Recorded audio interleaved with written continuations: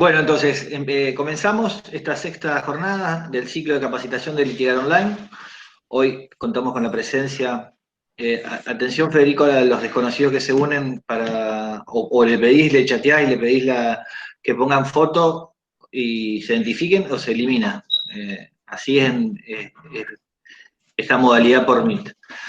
Bueno, en esta oportunidad vamos a contar con Itatí de Marchi, que nos va a hablar de teletrabajo, y después el doctor Gustavo Belesquén Sáenz sobre los eSport y el derecho. Yo le agregué el derecho del trabajo, pero bueno, quizás la mirada de Gustavo sea más amplia. Previamente voy a leer unas líneas de presentación del currículum de Itatí.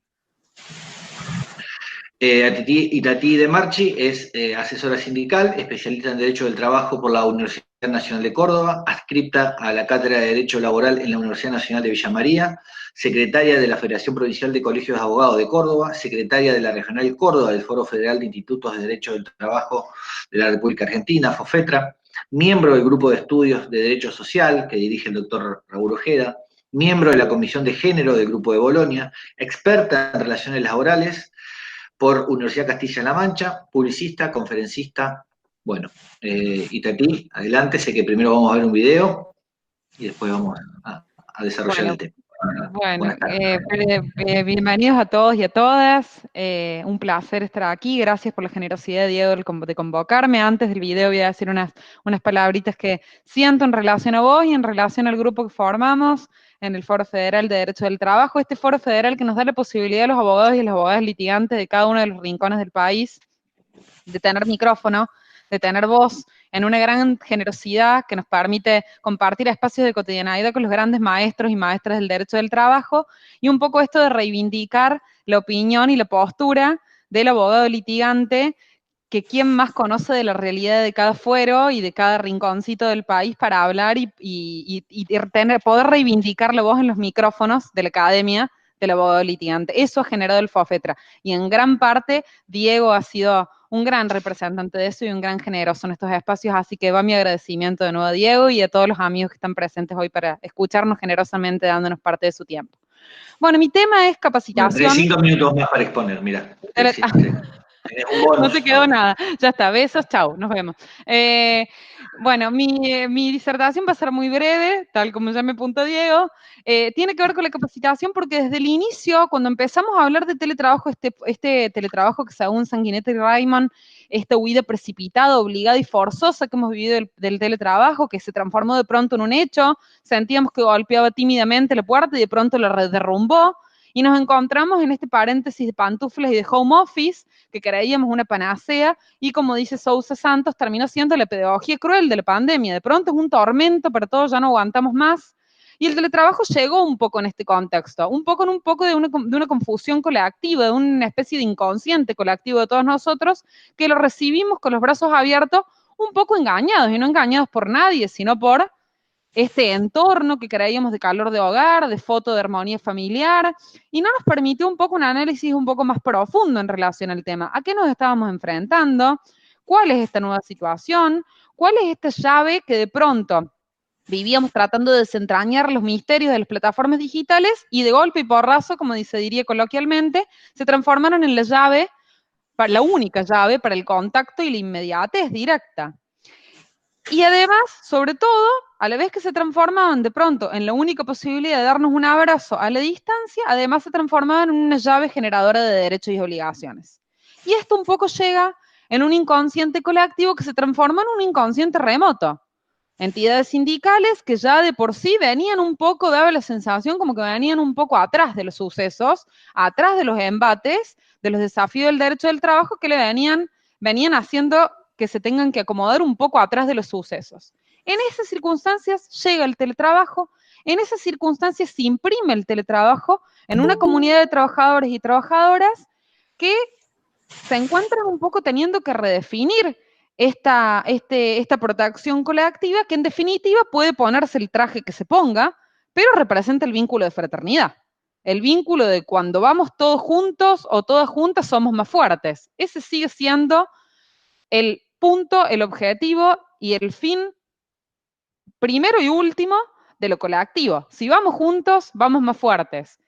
Y de pronto llega en una cabeza modernizada del joven trabajador, de la joven trabajadora, que tiene como una especie de descreimiento de las entidades colectivas, y este descreimiento viene un poco por estos mensajes que saturan permanentemente la vida diaria y la vida cotidiana, intentando fragmentar o atomizar esta representación colectiva, y mientras todos estábamos intentando entender estos proyectos del trabajo en plataformas digitales y desentrañar estos misterios de las plataformas digitales, llega la ley de teletrabajo. En este contexto medio de inconsciente colectivo que se suma a un inconsciente remoto. En este video, como para romper el hielo y como para adentrarnos un poco en un tema que quizás ya ha sido muy tocado, pero desde un punto de vista sociológico, es que me pareció importante compartir con ustedes un video que a mí en lo personal me impactó. Eh, Saquemos de lado la exageración de la parodia, que a veces viene bien para que algo que se viene hablando mucho de nuevo impacte. Y bueno, comparto con ustedes esto que espero que generen ustedes el mismo efecto que a mí. Federico, cuando puedas. Ahí lo paso enseguida, un segundo.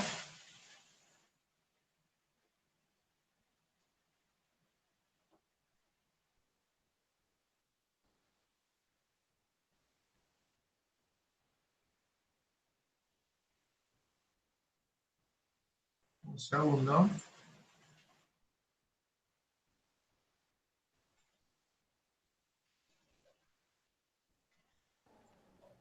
Perdone, ¿para la entrevista de trabajo?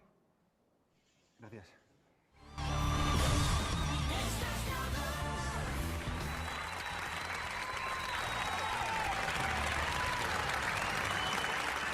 Soy ingeniero industrial con 5 años de experiencia laboral. Tengo 2 másters, un posgrado en gestión internacional y hablo 4 idiomas. Soy muy trabajador. De hecho, no me importa trabajar los fines de semana. Tampoco me importa hacer horas extras gratis cualquier día de la semana. Acepto un sueldo de mierda. Unos 1000 euros o así. Bueno, quien dice 1000 dice 600 euros. O 400. ¡Venga, pulsa, pulsa! Que como no le cojáis nos desahucian la casa. Puedo cobrarlo todo en negro. No hace falta ni darme de alta en la seguridad social. ¿Qué coño? Puedo hacerme hasta falso autónomo. Y quien dice coche de la empresa dice coche propio. Nunca, nunca en mi vida hago huelga. Paso olímpicamente de mis derechos laborales. Pero si está pienso que los sindicatos no sirven para nada.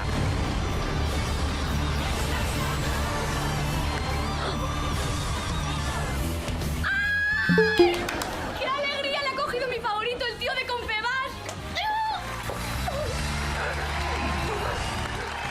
¿Cómo te llamas? Bueno, la verdad es que me da igual. Enhorabuena, te has humillado muy bien.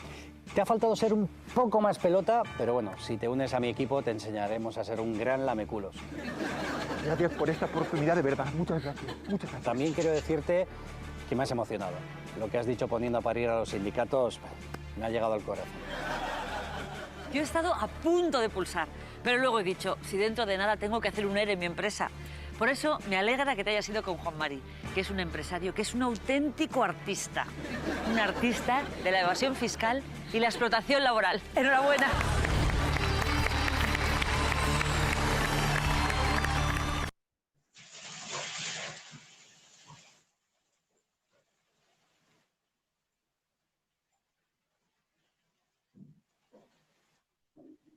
Estaríamos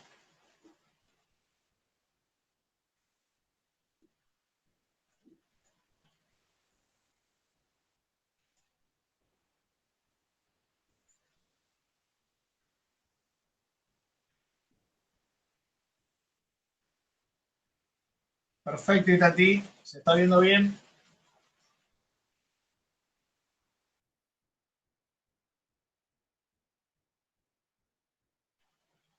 Tenés el audio apagado, Itati. ¿Podés conectarlo? No te escuchamos, si no.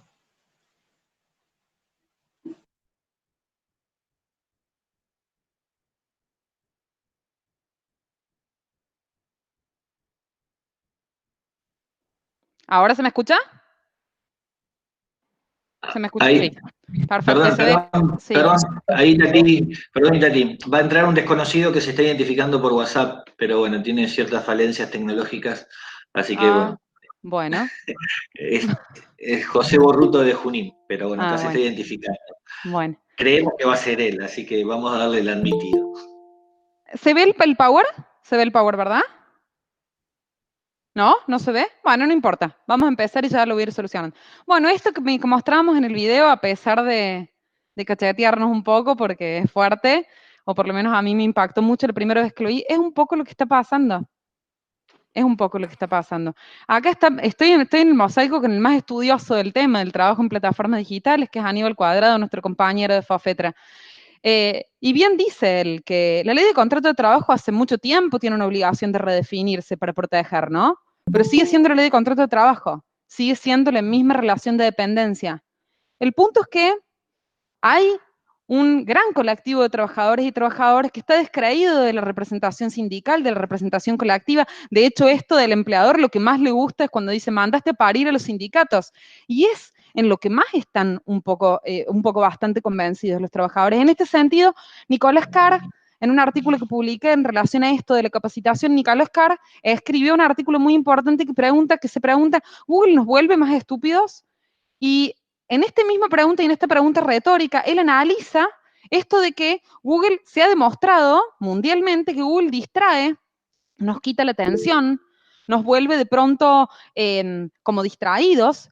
Y Sparrow, una neurocirujana alrededor del mundo, también ha manifestado que de pronto este impacto de las tecnologías en el trabajo hace que de una memoria traslativa a la que estábamos obligados a recordar cada detalle, de pronto ahora la tecnología nos genera la facilidad de tener que recordar solo dónde están anotados esos detalles. En ese sentido, un teletrabajo como el que viene y como el que desembarcó, con un artículo como el 11 de capacitación que no ha sido demasiado analizado por ninguno de nosotros y todo tiene una explicación, trae en sí la clave de bóveda respecto del teletrabajo, por lo menos a mi criterio. Es que un teletrabajo sin instrumentación, sin herramientas, sin provisión de red emocional, Viviana Díaz lo decía muy claramente y de manera muy interesante en el 2003 cuando manejó el manual de buenas prácticas del teletrabajo y analizó muy bien en el tema, decía que sin red emocional no va a existir ningún tipo de implementación del teletrabajo de manera digna. En ese sentido, el teletrabajo solamente con una buena instrumentación, con posibilidad de desconexión cierta, y ahora voy a volver al artículo 5, va a generar que también podamos ver las luces del desembarco de teletrabajo. Y esta luz del desembarco de teletrabajo es, sin ir más lejos, por ejemplo, que ha hecho visible las tareas de cuidado. Ha hecho visible lo importante de las tareas de cuidado, ya que el grupo del hogar ha analizado y ha visto lo importante de esa tarea de cuidado y quién era el que la realizaba por lo general. Ahí me parece que estoy presentando bien, díganme un segundito. Uy, no sé qué pasó hoy con el Power. Pruebo por última vez y si no seguimos. Sí, perdón. Fíjate, Sí. clic en presentar ahora. Sí. Ahí toda tu pantalla.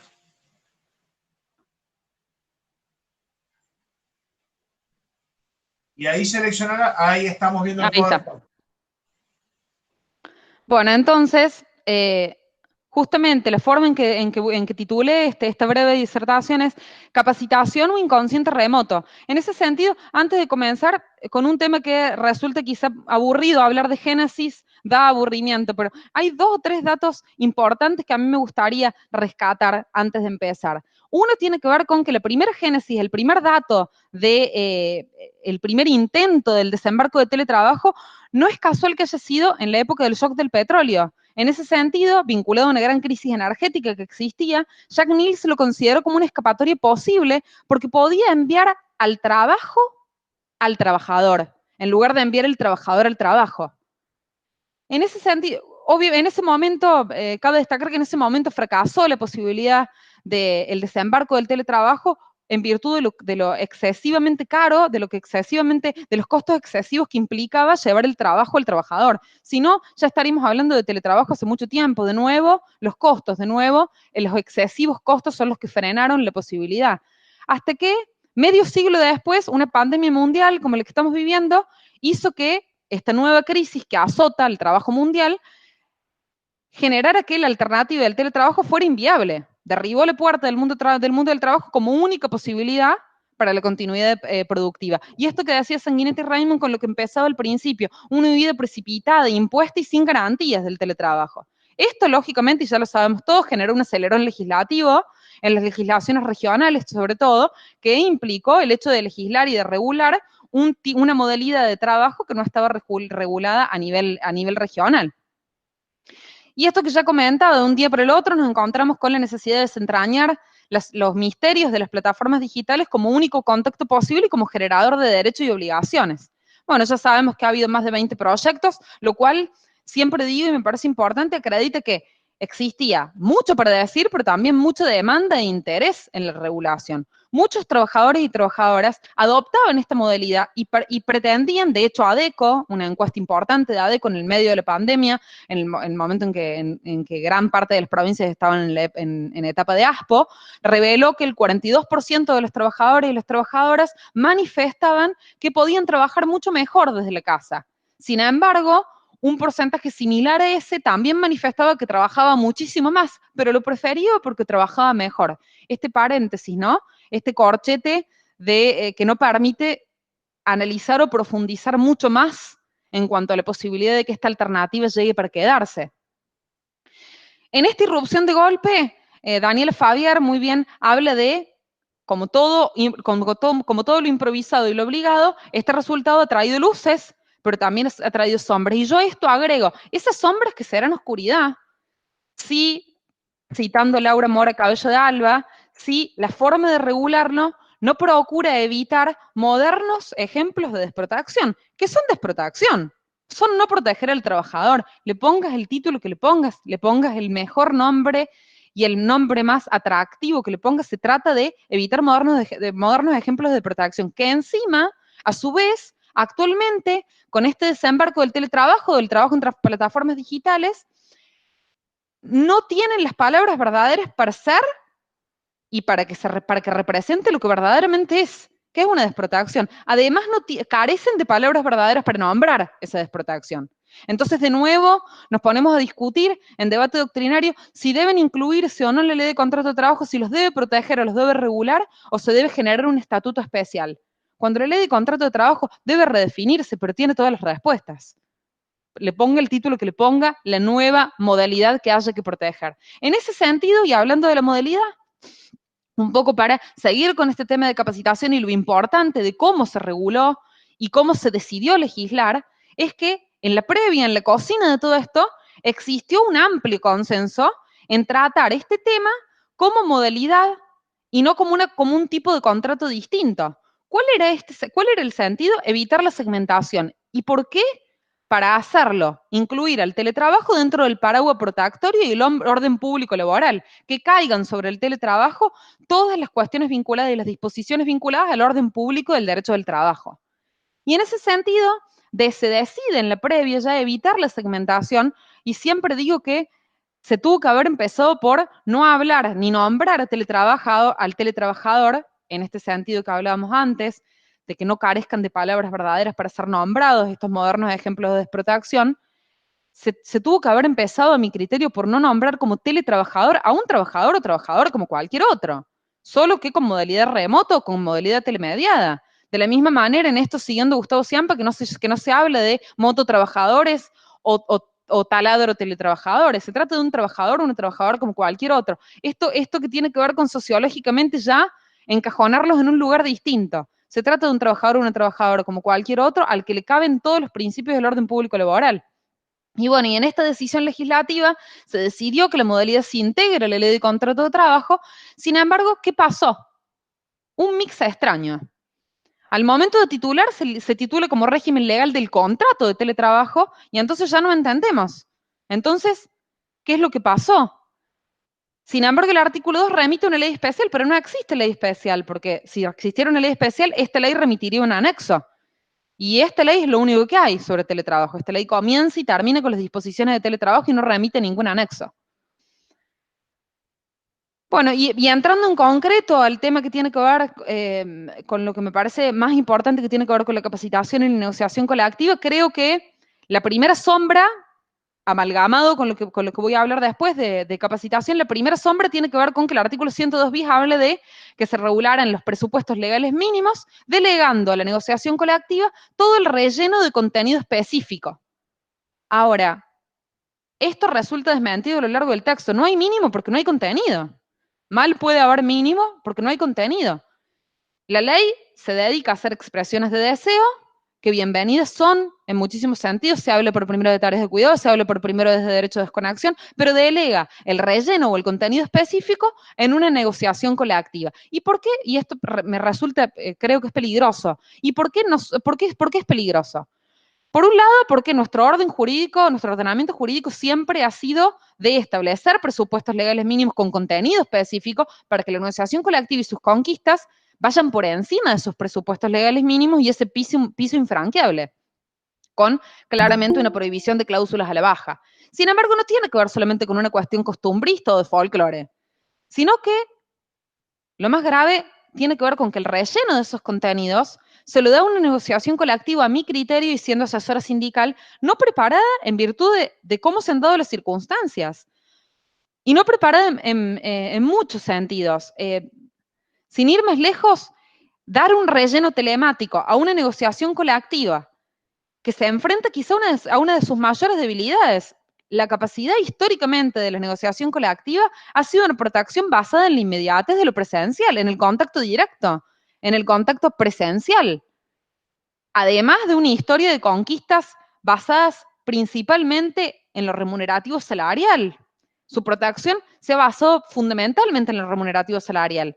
Y, por otro lado, hablar de tareas de cuidado, como escuetamente voy a pasar ahora, con una negociación colectiva que no ha hablado jamás de manera genuina de crisis de cuidado, porque se ha ocupado de lo remunerativo salarial, de lo remunerativo, y encima darle esta obligación en la salida de una gran crisis, en la salida de una gran crisis en donde las paritarias, el otro día en una charla, uno de las personas que integraban la charla me preguntaba, pero ya por paritaria ustedes pueden establecer las primeras negociaciones vinculadas al teletrabajo. Es que la negociación colectiva está viendo cómo salir de esta gran crisis.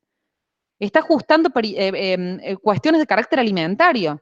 Entonces, esto simplemente se resume, simple o de manera enorme, se resume en que la negociación colectiva va a tener que aprender con el teletrabajo a cómo abrazar un colectivo, cómo darle el abrazo al colectivo sin necesidad de contacto.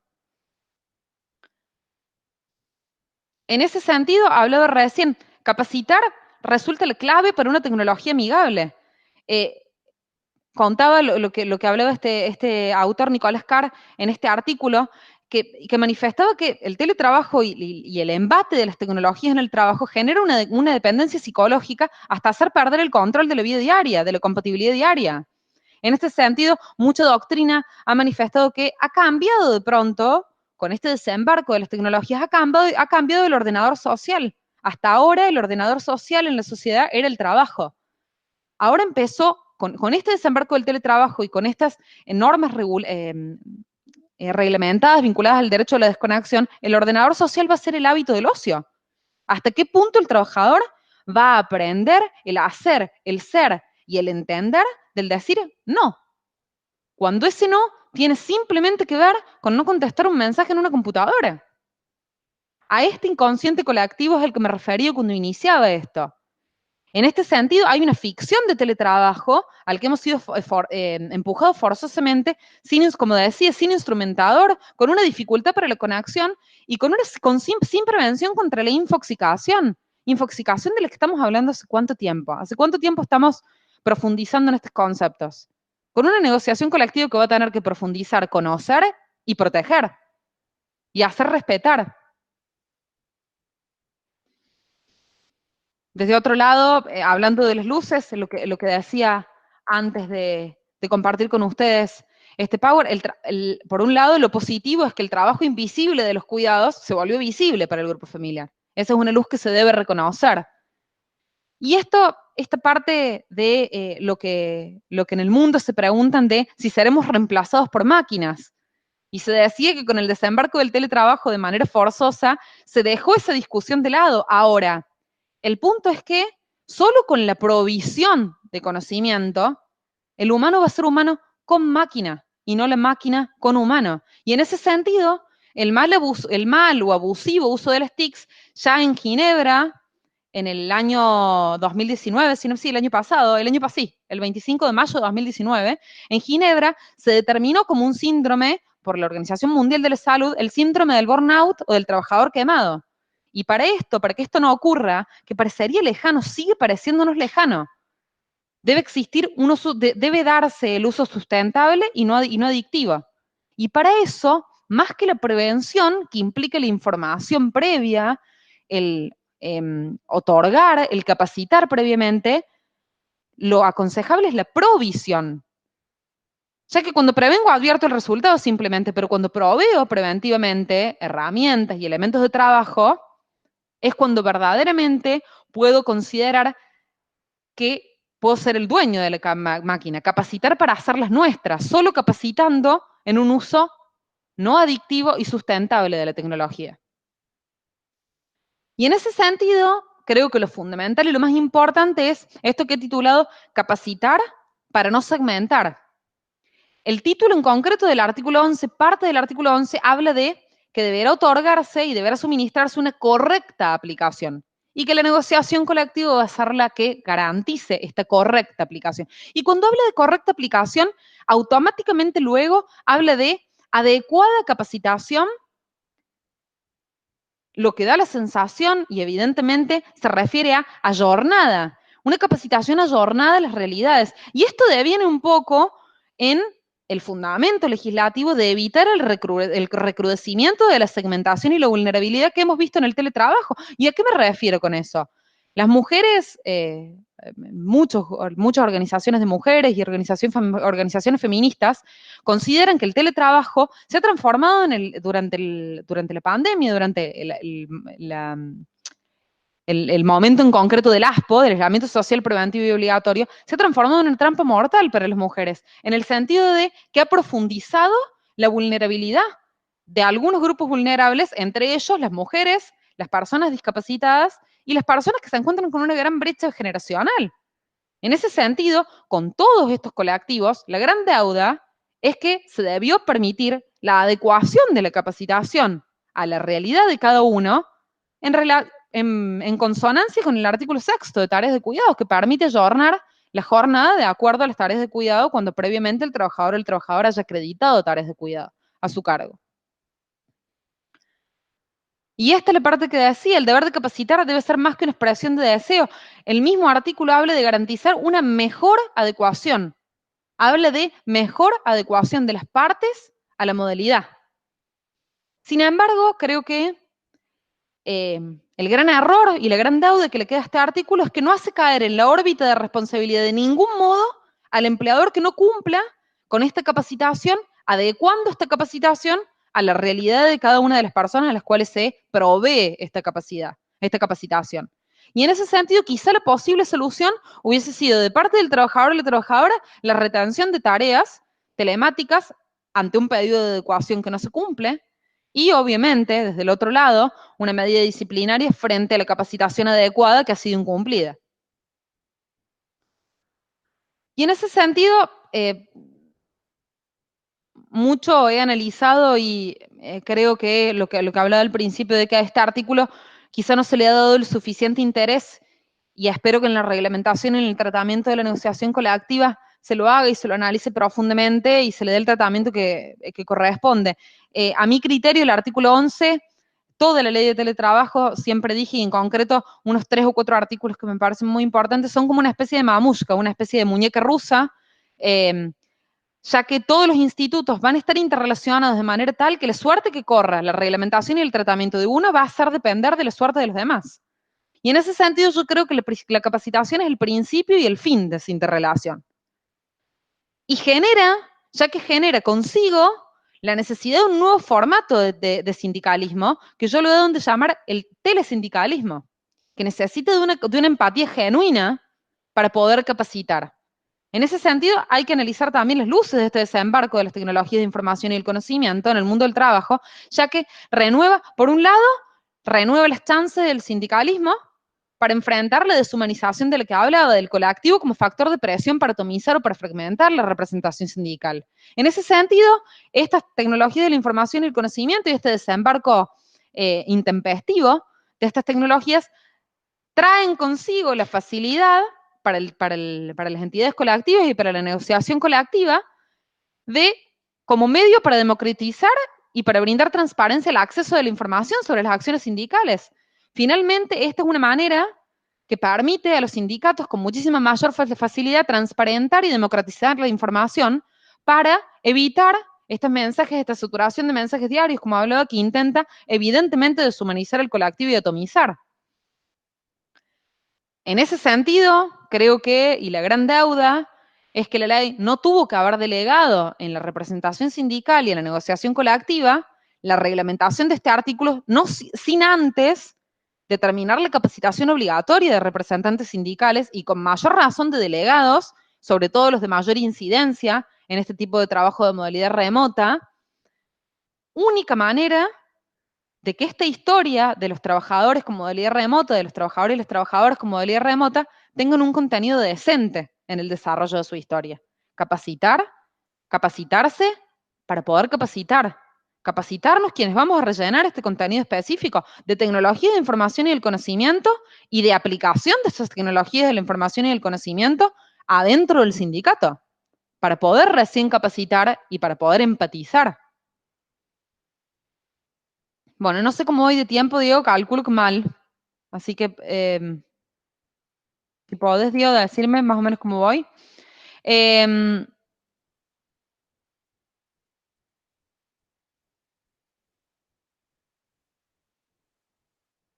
Bueno, en ese sentido, para hacerlo más...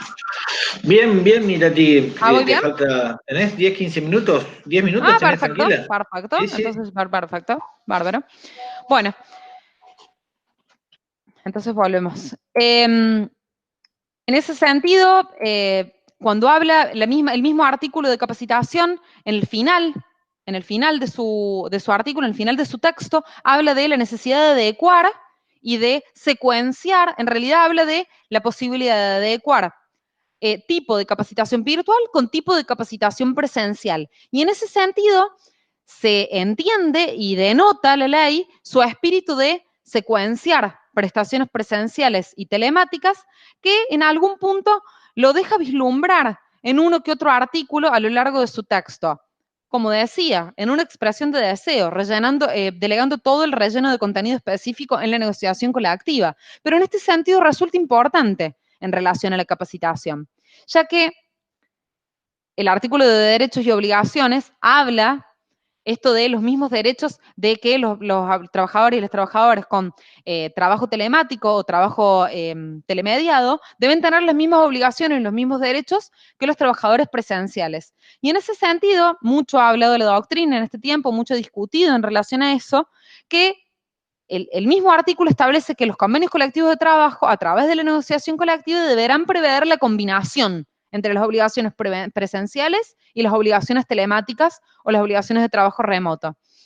Y en ese sentido, vale la pena aclarar algo que resulta una verdad de perogrullo, por lo menos pareciera ser una verdad de perogrullo. Los seres humanos somos seres sociales. Sin embargo, por momentos pareciera que no está de más aclararlo por la Ley de Riesgos Últimos de Trabajo, la última reforma de la Ley de Riesgos de Trabajo, parece haberse olvidado de este tema. Y la crítica en relación a este teletrabajo en concreto es que debió existir en este artículo, como a lo largo del texto, pero en este artículo fundamentalmente, una obligación de secuenciar actividades. Básicamente porque lo contrario implica una forma de segregación del trabajador. De esta manera, el trabajador que ya de por sí se encuentra aislado, con una necesidad de red emocional, inclusive si la capacitación es exclusivamente telemediada, implica que un gran riesgo de segregación del trabajador con sus compañeros de trabajo, así como con la representación sindical o colectiva. Sin ninguna duda, el teletrabajo no puede implicar ser una herramienta que socave ni la actividad sindical ni la pertenencia del trabajador o la trabajadora a un colectivo laboral. Desde otro punto de vista, esto que veíamos en el video al principio, lo que pasaba como algo de impacto, pero un poco en lo que vivimos en el derecho del trabajo, en el mundo del trabajo hoy, el artículo 4 vuelve de nuevo a la carga con la posibilidad de la jornada por objetivos, la jornada por cumplimiento de objetivos. La modalidad de trabajo por cumplimiento de objetivos, ya que si es por cumplimiento de objetivos, a mi criterio no estamos hablando de jornada, porque la jornada, la mayoría de las veces, y sin una red de contención específica, va a terminar siendo ilimitada. Y el regreso de este eslogan, cuanto más venden, más compran. Esto un poco que arrasa o impacta fuerte en una cabeza de un trabajador o una trabajadora arrasada con estas frases de sé tu propio emprendedor, maneja tus tiempos, vení a vivir una aventura con nosotros, no permitas que nadie te ordene el qué, el cómo y el cuándo, vos decidís tus tiempos. Y un poco este artículo 4 de jornada vuelve a la carga con esto, ¿no? Hablando de una jornada por objetivos que, en definitiva, es un eslogan que encubre la flexibilidad horaria. Esto que hablábamos al principio, de estos modernos ejemplos de desprotección, que además carecen de palabras verdaderas para ser nombrados. En este sentido, la norma posibilita, además, que se pacte una jornada basada en objetivos. El término pacto, de nuevo, ¿no? Ese término pacto que nos demuestra que, nuevamente, quienes utilizan este término de pacto en la jornada laboral, evidentemente no entiende de la misma manera en que muchos de nosotros, es que un pacto, cuando se habla de pacto entre iguales. Y en este caso, claramente, no existen iguales. Un segundito. En este caso no existen iguales, sino que claramente existe una parte más débil o hiposuficiente. Bueno, la última parte de la provisión de este artículo de este artículo 4 de jornada conectado con la capacitación manifiesta que la única manera de impedir la conexión fuera de hora, la manera que propone la ley de impedir la conexión fuera de hora es a través de plataformas y softwares. Sin embargo, estas buenas intenciones técnicas de evitar que solamente se limite el pacto, se regule por el pacto, es solo una expresión de deseo, ya que ya se ha manifestado que es un esquema demasiado rígido y existen dudas sobre su posibilidad tecnológica. Bueno, y este artículo 5 del que quería hablar y que creo que es el más íntimamente vinculado con la capacitación y con lo necesario de la capacitación por parte de la negociación colectiva, es el derecho a la desconexión. Y esto que decía, el derecho a la desconexión que implica el derecho a decir no. Este artículo 5 que manifiesta el derecho del trabajador a no ser contactado y a desconectarse fuera de su jornada y durante los periodos de licencia. Y primero que nada, quiero aclarar, porque mucho se ha dicho, y de hecho en la exposición de motivos y en la discusión parlamentaria, la UIA, representada por Funes de Rioja, APYME, con su representante y demás, han manifestado como si fuera un contrasentido la doctrina laboralista que venía pregonando y hablando de derecho a la desconexión, que de pronto se manifiesta, se regula, se reglamenta el derecho a la desconexión y de pronto hay críticas en relación a eso. Claramente se recibe con beneplácito el hecho de hablar de derecho a la desconexión que debiera ser aplicado y reglamentado para todo tipo de trabajador o trabajadora. De eso no hay dudas y eso no se discute. Creo que se trata de una discusión que solo pretende esquivar el foco de análisis. Ahora, por un lado, un doctrinario cordobés, Mariano Albrisi, manifestaba que esto implica una concesión de mayor y mejor derecho por sobre los presenciales. Sin embargo, por algún lado tenía que empezar el derecho a la desconexión. Sin duda, empezar por una ley que ha sido creada en el 2020, después de una pandemia mundial que nos obligó en una huida precipitada e improvisada del teletrabajo, empezar por reglamentarlo en esta legislación, a mi criterio, no implica tener un mejor derecho sobre los presenciales, sino esperar a que la ley de contrato de trabajo, como hace tanto tiempo se requiere y se pide, y tantos grupos de estudios han hablado, se redefine y también lo incluya.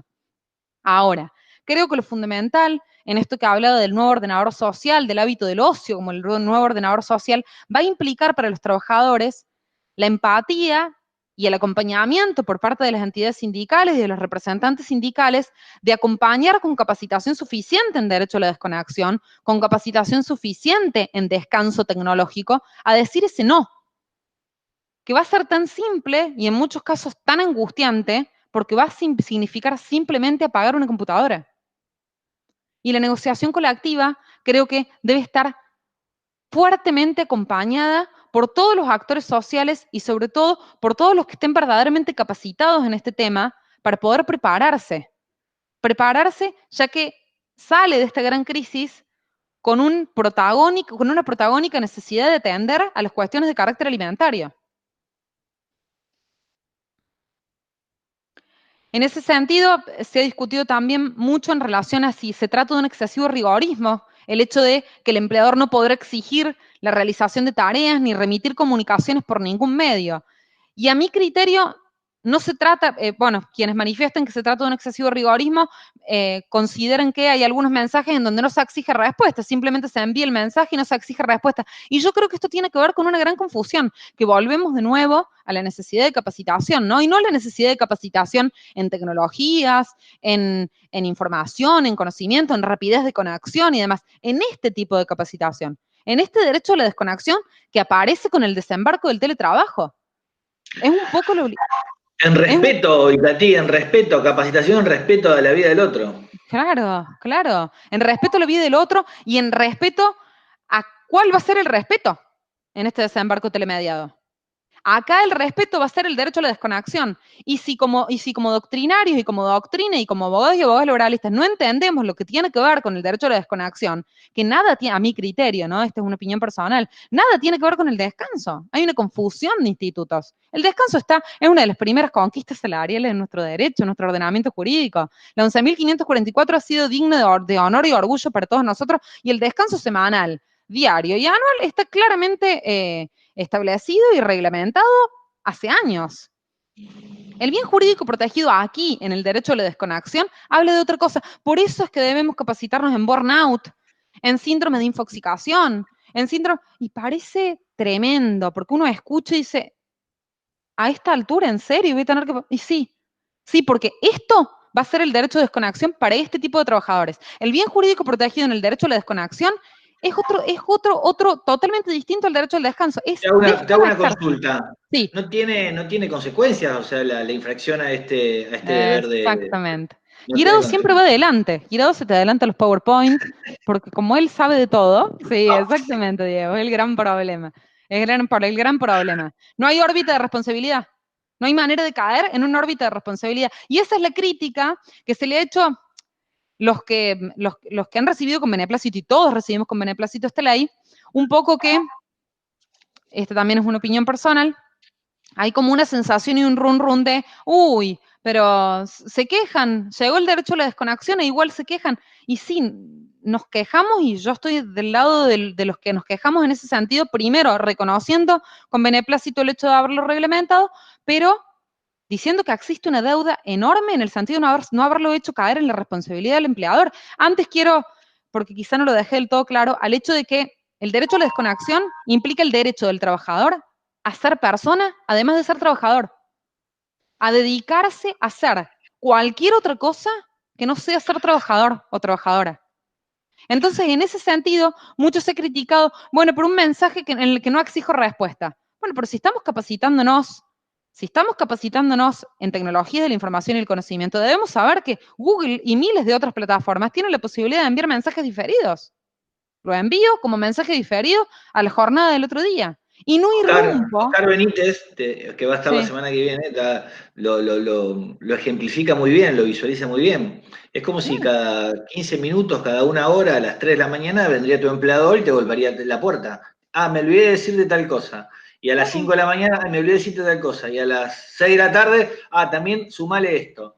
Claro. Así de burdo. Y te toca la puerta y te dice, pero no hace falta que me contestes ahora, ¿eh? Sí, pero ya me despertaste, yo estaba con mi familia dedicándome a hacer otra cosa distinta. Hacer otra cosa que decido yo y mi grupo familiar. Porque en el hogar del trabajador el dueño del hogar, es el grupo familiar. Y este derecho a la desconexión, el bien jurídico protegido, tiene que ver con la intimidad y evitar que un mensaje incómodo, aunque no exija respuesta, irrumpa en esa intimidad y en ese derecho de ser otra cosa más que trabajador. Bueno, y justamente lo que decía Diego, muy bien, el gran problema, la sanción prevista. No existe sanción. Por un lado, lo primero que yo creo que es terrible es que el mismo artículo manifiesta que el trabajador no podrá ser sancionado por hacer uso de este derecho. Y la doctora Ormachea y 2 o 3 proyectos más habían manifestado en su momento que era necesario también poner que no podía ser premiado tampoco quien no hiciera uso de este derecho.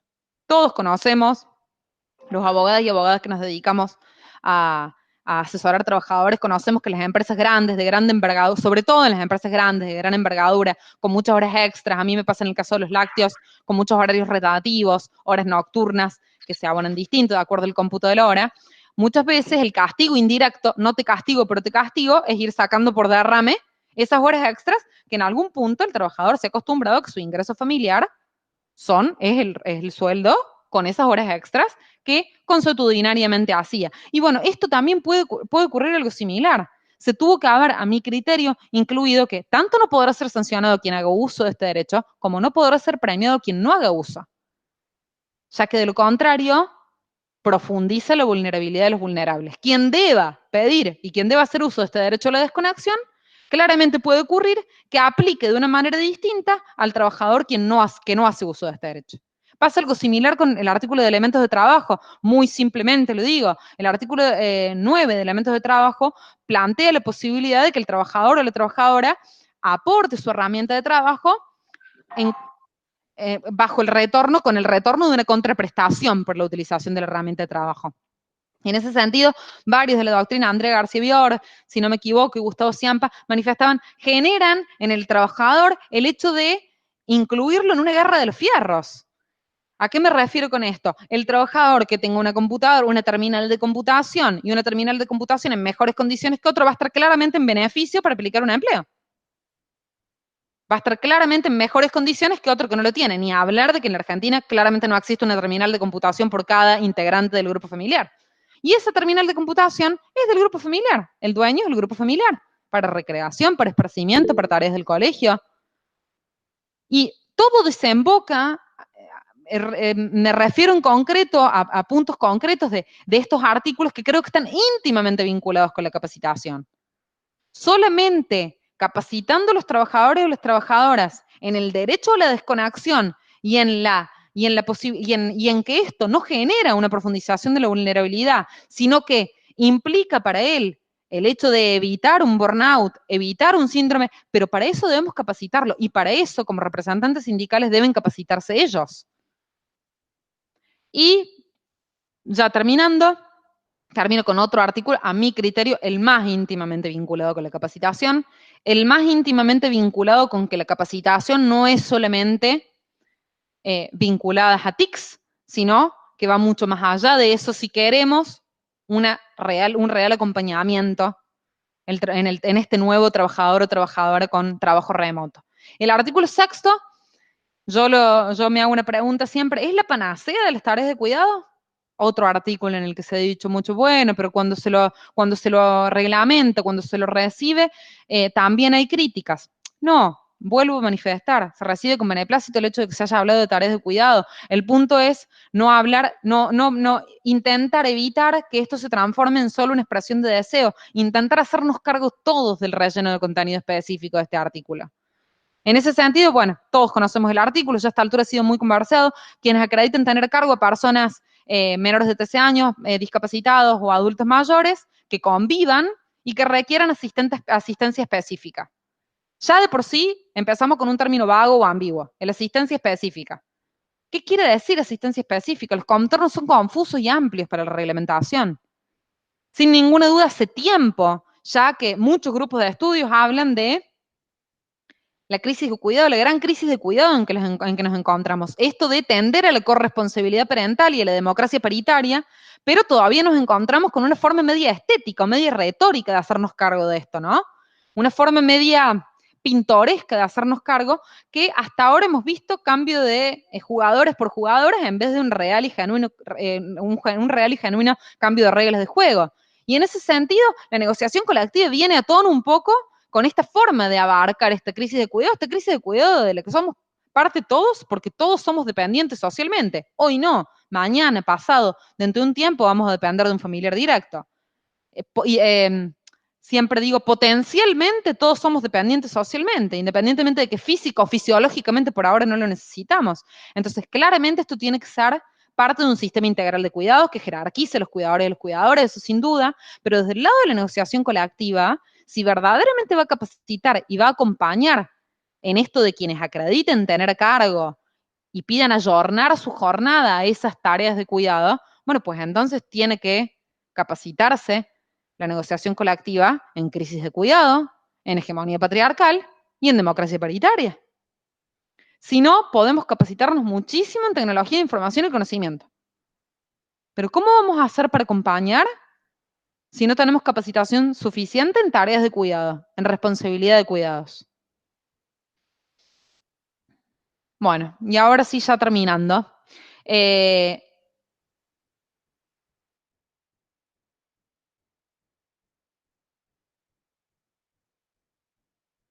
Bueno, como decía, el sindicalismo argentino tiene una capacidad de protección basada en la inmediatez. Antes quería decir una cosita más, antes de terminar. La sanción de la ley de tareas de cuidado, vuelvo a manifestar lo mismo, requiere de una capacitación obligatoria de los delegados y las delegadas para que acompañen en el respeto de la adecuación de la jornada en tareas de cuidado y no tener que caer en una órbita de responsabilidad y no tener que judicializar estos casos de incumplimiento de la adecuación de la jornada de trabajo a los cuidadores y a las cuidadoras, porque creo que el gran problema, el mayor problema de esta ley ha sido hacer desembocar en la ley 23.592 antidiscriminatoria la órbita de responsabilidad frente al empleador o la empleadora que no cumpla con la adecuación de la jornada laboral, básicamente por muchas cosas. La ley 23.592 no ha demostrado en la historia ser representativa de los derechos de los colectivos vulnerables.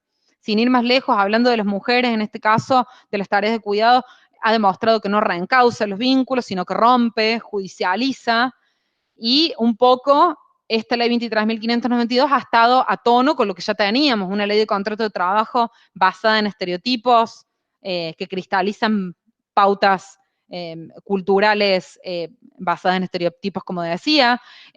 Si la licencia por maternidad, el periodo de lactancia, el periodo de excedencia estuvieran redactados en términos que no diferenciaran entre el gestante y el no gestante, la licencia de progenitores, el periodo de tiempo de descanso con el hijo menor para progenitores, el periodo de excedencia para progenitores, y sacaran el sesgo femenino, claramente desaparecería el factor discriminador e incentivaría la contratación de las mujeres. Claramente, en esta redacción desincentiva la contratación de las mujeres. Ya finalizando, creo que el sindicalismo argentino para acompañar al sindicalismo a que acompañe, a que rellene estos contenidos específicos que se le han delegado prácticamente en exclusividad, debe asumir y debe afrontar un titánico desafío en virtud de la conquista sindical basada en la inmediatez presencial, en el contacto directo, en el contacto cercano, la historia de sus conquistas salariales, como decíamos hace un tiempo, y el anacronismo de sus acciones por una cuestión lógica y sencilla. El trabajo remoto golpeó la puerta de manera precipitada, improvisada y obligada, y al sindicalismo que funcionaba hasta este momento, tocó la puerta de un mecanismo y de una modalidad que tenía, que funcionaba y que protegía, y que de pronto este colectivo tiene que ser remoto cuando de siempre ha sido reconocido por su inmediatez y por su contacto presencial. En ese sentido, solo va a proteger redefiniéndose. Y para eso tienen que empezar a hablar de poder sindical en clave de género, pero no solamente de manera retórica. Ahora, para esto debe conocer de género, debe conocer de cuidados y debe utilizar esta tecnología de la información y el conocimiento capacitándose lo suficiente para que de una vez por todas las luces de este teletrabajo generen que pueda ir en contra de esos mensajes que saturan la vida cotidiana, tendiendo a deshumanizar el colectivo, transparentando de una vez sus acciones sindicales y democratizándola para ganar una batalla a un tema que está vinculado exclusivamente a un lenguaje confuso y que pretende engañarnos, para hacer entender a esos trabajadores y esas trabajadoras que eso que suena a tradicional, que eso que suena a poco moderno, que eso que suena a falta de poder personal o a no aventura, como lo plantea la uberización o este desembarco del teletrabajo, es el vínculo de fraternidad. El vínculo de fraternidad, como siempre, se le ponga el traje que se le ponga. Bueno, muchas gracias a todos y a todas por la atención. Disculpe si hubo algún problema con el PowerPoint. Gracias, Diego, y gracias a todos. Bueno, muchas gracias, Itatí. Ahí hay mucha actividad en el chat, opinando, aportando, felicitándote. Y justo dejaste el tema del derecho sindical, y aprovecho para saludarla a Raquel Coronel, que si quiere puede activar el audio, que va a ser el próximo martes 8, junto con Oscar Benítez, van a ser los expositores. Buenas noches, Raquel. Hola, buenas noches a todos. Sí, dejo de compartir. Descompartir la pantalla, por favor. El botón que... Ya, exactamente. Bien. Genial. Ahí sí. Hola, Raquel. Hola, ¿qué tal? Buenas noches a todos. Un placer, Itatí, como siempre, un placer escucharte. Tu claridad y tus conocimientos, la verdad que cada día superadora. Sí, acá estamos, convocados por el amigo Girado. Vamos a ver de qué vamos a hablar. ¿Sabés que hay una pregunta que no, un desafío. Yo tengo una pregunta, yo te la hago, si se puede hacer huelga en este contexto, si están dadas las circunstancias, si es legítima una huelga, una acción directa en este contexto. Tenés tiempo para responder, ¿no? Sí, el martes que viene vamos a dejar como viste las novelas. El Redoblantes. No, me gustó, sí, lo vamos a responder por lo menos desde mi modesta opinión, ¿no? Por supuesto, siempre cada uno, acá se caracteriza este grupo por ser muy democrático y cada uno vuelca sus opiniones y con un respeto increíble. Así que yo te agradezco muchísimo, Diego, el desafío, el tribunal inquisidor, como me dijiste, el inquisidor Girado. Me voy a poner en Babi Echecopar. Babi Echecopar, eso sí. No, gracias por el mensaje, Raquel. No quiero dejar pasar sin decirte gracias por el mensaje y por el gesto. Yo te admiro profundamente, Raquel. Como creo que todos acá, ¿no? Bueno, muchísimas gracias. La verdad que un placer. Viniendo de vos, un placer. Mirá, además quiero reivindicar un poquito todo lo que hablaba Itatí recién, ¿no? Justamente en esto del teletrabajo y la actividad o el rol que debe cumplir el sindicalismo. Yo un poco ahí expresé algunas ideas. Todos conocerán, yo soy bastante crítica del modelo sindical y de la ley, y creo que por hoy, lamentablemente, no confío en absoluto que sea a través de este modelo y de esta estructura que se le pueda dar respuesta a esta nueva situación y a este nuevo fenómeno del teletrabajo. Y confío que los trabajadores lo van a hacer, sí, plenamente, yo creo que va a ser desde allí. Y otra de las menciones muy importantes que hiciste es el tema de género. Vos fíjate que el tema de género en las paritarias no se tocan en absoluto. En general, nunca en el tema, cuando se discute paritaria, se llevan cuestiones de género. Y esto es una pelea que vamos a tener que dar muy, muy dura, muy dura. Los lugares que estamos ocupando hoy es a fuerza de, disculpen la expresión poco jurídica, pero de codazos, porque la verdad que el patriarcado no nos deja en ese sentido avanzar en estos puestos. Y creo que el teletrabajo, como vos bien dijiste, comparto plenamente, ha dejado en descubierto lo que son el trabajo de cuidado, lo que significa el trabajo de la mujer en la casa, lo que significa todo el trabajo que rodea a lo doméstico. Así que, bueno, te felicito porque es un tema, la verdad que anoté plenamente, mira, me la pasé anotando mientras que decías y saqué fotografías a tu Power porque me pareció muy buena tu enfoque, muy bueno desde la negociación colectiva. Y una cosa que le voy a tirar al Babi Echecopar, al Babi, es que, lo que voy a tratar de charlar un poquitito en este espacio que nos brindás tan generosamente, es ver cómo una de las tareas que vengo charlando en otros, que ahí lo veo Guillermo y también Aníbal, que también creo que me han escuchado en algunos otros lados, bueno, más de lo mismo, pero creo que hay que insistir en cuál va a ser un poco la salida en toda esta crisis que llevamos adelante.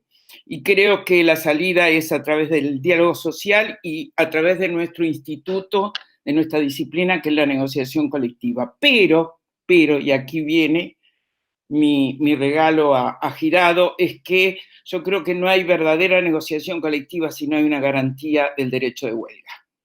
Es decir, en todas las distintas crisis, y en algunas las pude desarrollar, algunas charlas, otras no, voy a ver si lo voy a poder desarrollar. En todas las crisis se sale a través de distintos mecanismos, y no es justamente a través de la concesión de flexibilización, de precarización. Sí se intenta implementarlo, pero el trabajador es el que siempre ha dado la respuesta. Bueno, eso voy a tratar de desarrollar, porque la verdad, como me dice Enrique, que lo tengo acá al lado, ya estoy hablando de lo que voy a hablar el martes que viene. Bueno,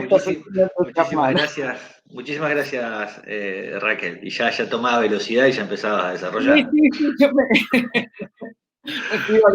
Pido disculpas. No, por favor.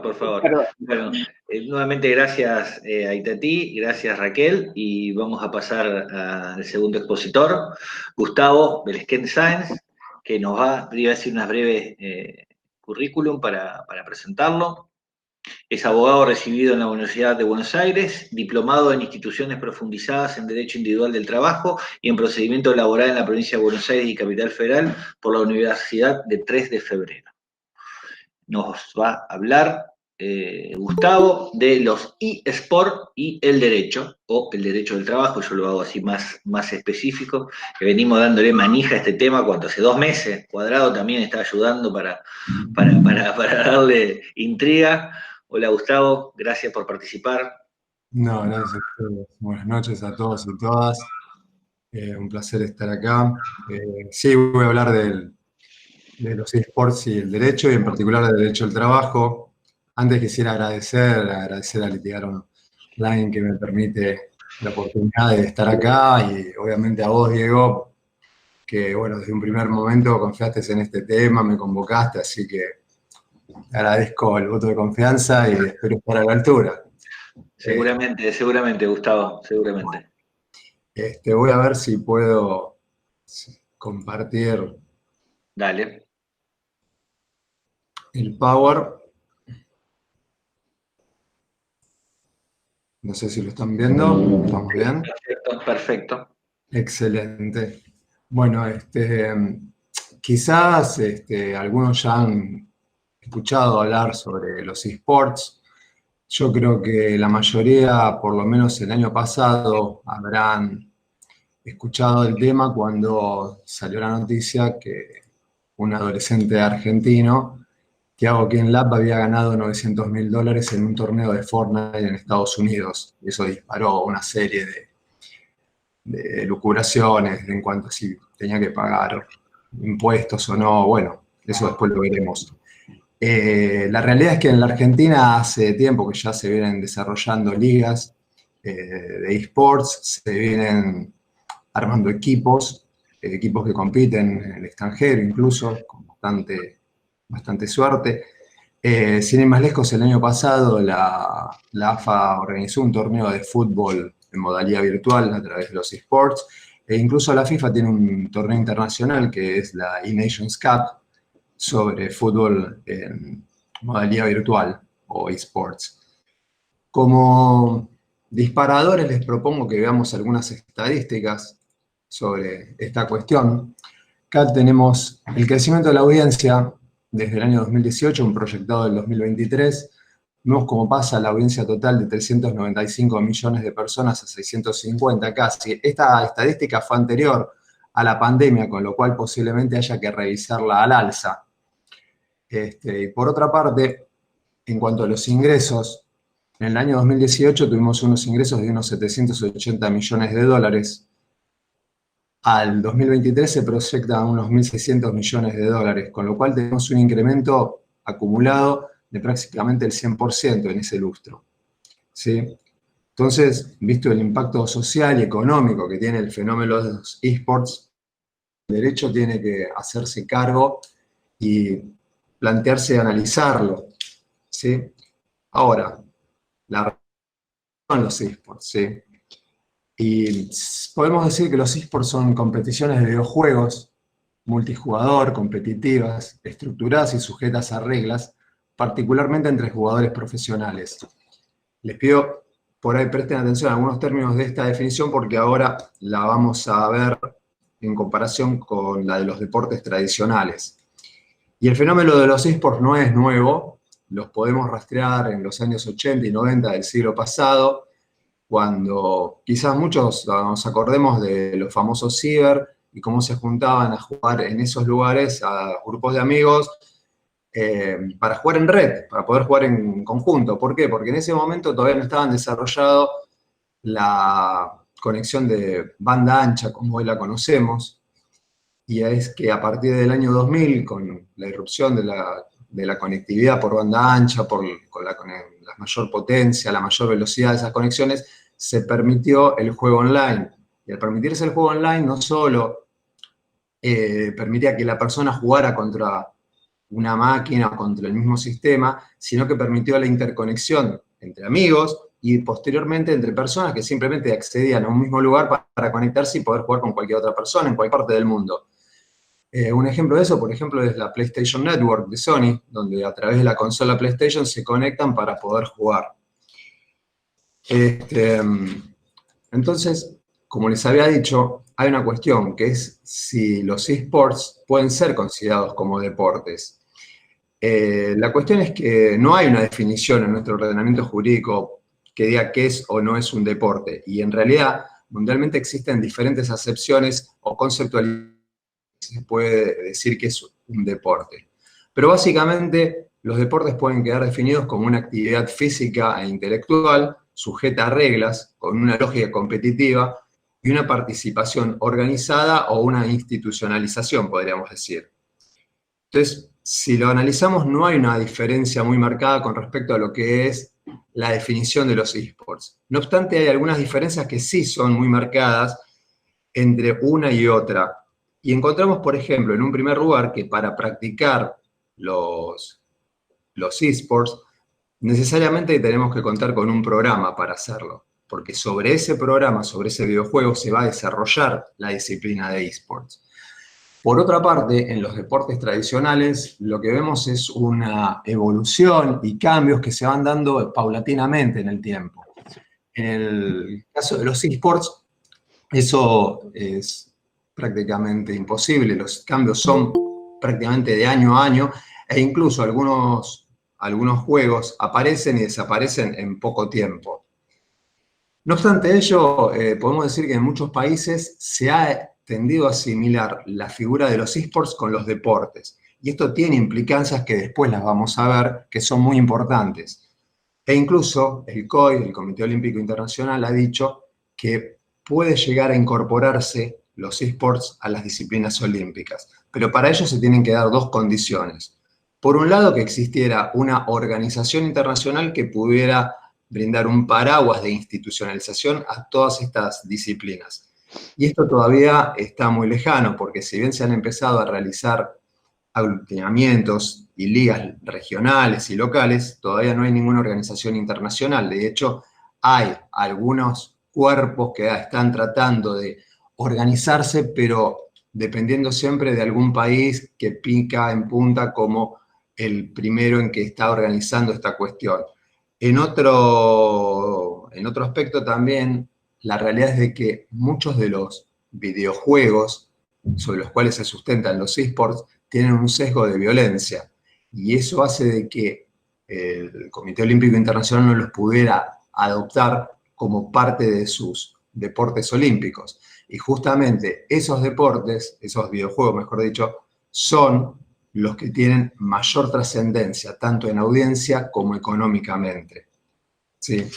Ahora bien, otra cuestión importante que me parece que tendremos que ver es entender un poquito el ecosistema de los esports. Yo acá lo he resumido muy acotadamente, hay otros actores, pero básicamente para que entiendan tenemos por un lado lo que es la figura del publisher o el editor, que es el que tiene los derechos, ya sea marcarios, industriales, de propiedad intelectual sobre los videojuegos. Encontramos acá, bueno, menciono algunos, Riot Games, que es el que detenta los derechos de League of Legends, que es uno de los más utilizados para los esports, pero bueno, Activision, Blizzard, hay muchos. Después tenemos las ligas, que es donde se realizan estas competencias. Por ejemplo, tenemos el Campeonato Mundial de League of Legends, tenemos la que les había mencionado anteriormente, la E-Nations Cup de la FIFA, hay campeonatos de videojuegos, Fortnite, por ejemplo. Tenemos los broadcasters, que son las plataformas sobre las cuales se realizan las transmisiones de los videojuegos, ya sea online o a demanda. También ESPN, YouTube tienen algunas plataformas, pero hoy por hoy la más importante es Twitch. Quizás la hayan sentido nombrar porque es la que utiliza hoy por hoy el Kun Agüero para transmitir cuando él se filma jugando. Bueno, eso que él hace se llama streaming y es lo que hacen muchos de los jugadores de los equipos de esports, que es parte de las obligaciones que tienen a veces como contraprestación por equipos. Después tenemos la figura del patrocinador, que es uno de los ingresos más importantes, junto con las transmisiones que tienen en este ecosistema. Al principio los que se habían acercado a estas cuestiones eran empresas más tecnológicas, hoy por hoy se han acercado empresas de gaseosas, de comidas rápidas, de diferentes tipos de automotores incluso. Y por último, acá les quiero mencionar los clubes y los equipos. El equipo es exactamente donde se va a insertar el jugador para hacer el desarrollo de su práctica y su deporte o su esport, a veces en forma individual, a veces en forma conjunta con otros jugadores. Hay disciplinas que se juegan en equipo. Y por otra parte, los clubes a veces tienen varios equipos de esports o a veces simplemente uno, como es en el caso, por ejemplo, acá yo señalé dos, no hay ninguna preferencia, pero bueno, River, Estudiantes, en donde han desarrollado un equipo de eSport para participar dentro del campeonato de la AFA. Dentro de estos equipos acá les quiero llamar la atención sobre Isurus Gaming, que es un equipo argentino que ha participado en torneos internacionales con bastante suerte. Y uno de los directivos de ese equipo es el hijo del que fuera el representante de Diego Armando Maradona, hablo de Sister Pilar, ¿no? Como nota de color. Entonces, bien, en este ecosistema, brevemente representados algunos de los actores, hay otros más, obviamente, pero está faltando uno que es el principal actor, y sobre el cual me quiero referir, que es justamente el de los jugadores profesionales de personas que van a competir en las organizaciones para poder, en las diferentes ligas, participar en los campeonatos.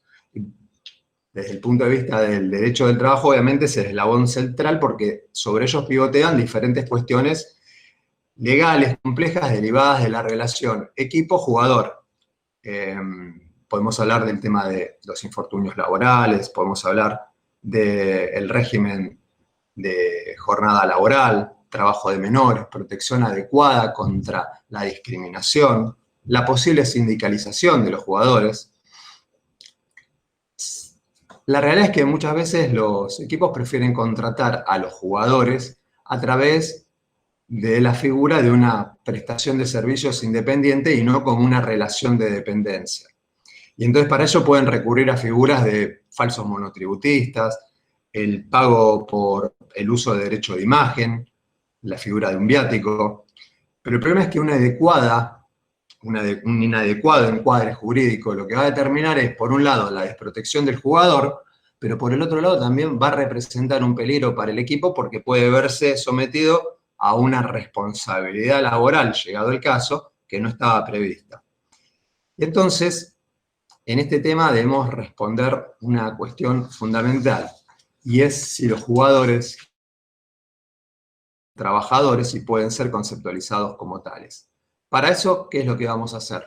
Y vamos a hacer, como en toda relación, indagar sobre la presencia de las notas tipificantes de la relación laboral.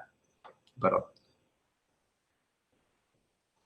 Y en este caso vemos, por ejemplo, la voluntariedad en los eSports está fácilmente verificable porque son los propios jugadores los que deciden participar en el equipo que lo haya admitido. En realidad, los equipos y clubes son los que reciben los premios monetarios que hay en disputa en los diferentes campeonatos y se benefician no solo de eso, sino de los derechos de representación, propaganda, participación en encuentros con prensa, fan, hasta incluso con la explotación de la imagen del jugador. Piensen que hay jugadores que, así como en el fútbol tenemos a Messi, a Cristiano Ronaldo, tienen ese nivel de importancia para la comunidad gamer. Y son seguidos más allá del equipo en donde estén jugando. Con respecto a la cuestión de la prestación personal, esto es casi obvio, como toda actividad donde en una disciplina uno precisa una determinada habilidad para jugar o para desarrollar la tarea.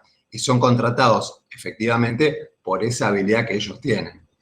Y con respecto a la dependencia, tanto técnica, jurídica y económica, bueno, con respecto a la dependencia jurídica vamos a tener que analizar si es el equipo el que va a marcar dónde puede participar, o sea, en qué campeonatos sí, en qué campeonatos no, de qué forma lo va a hacer, con qué, o sea, compañeros en el caso de que fuera una actividad en conjunto, si le puede imponer horarios en donde le diga que tiene que practicar en determinado horario o tiene que hacer una producción de streaming, una cuota semanal o lo que fuere. Y en definitiva habrá que estar así el empleador, que en este caso sería el equipo, puede organizar, dirigir y sancionar en caso de incumplimiento de alguna de las pautas que están preestablecidas por parte del jugador. Con respecto a la dependencia económica, evidentemente el jugador recibe una contraprestación por el hecho de participar en el equipo.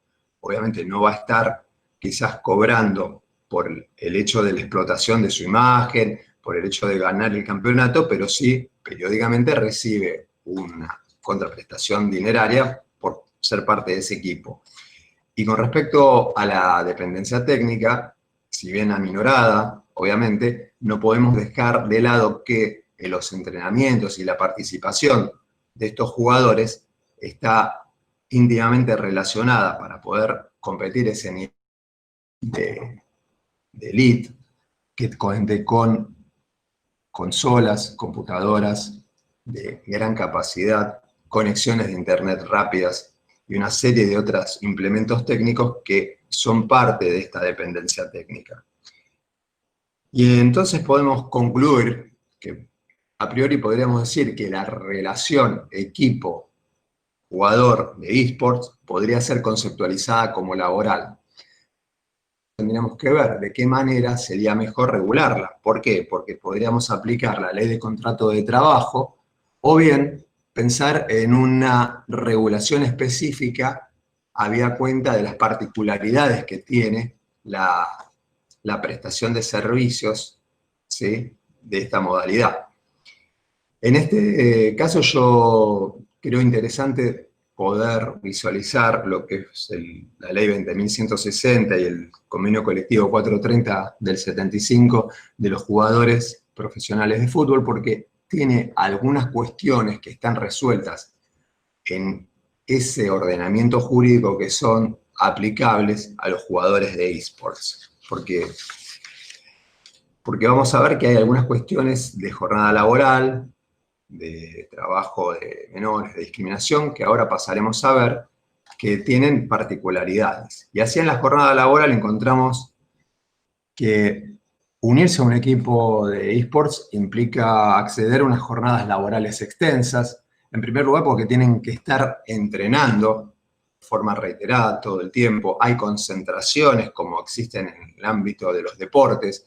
De hecho, hay una figura que se llama gaming houses, que son casas donde los que practican estos deportes viven, tienen ahí a su disposición consolas de juego, tienen lugares para esparcirse, pero siempre concentrados en un solo lugar, en una sola casa.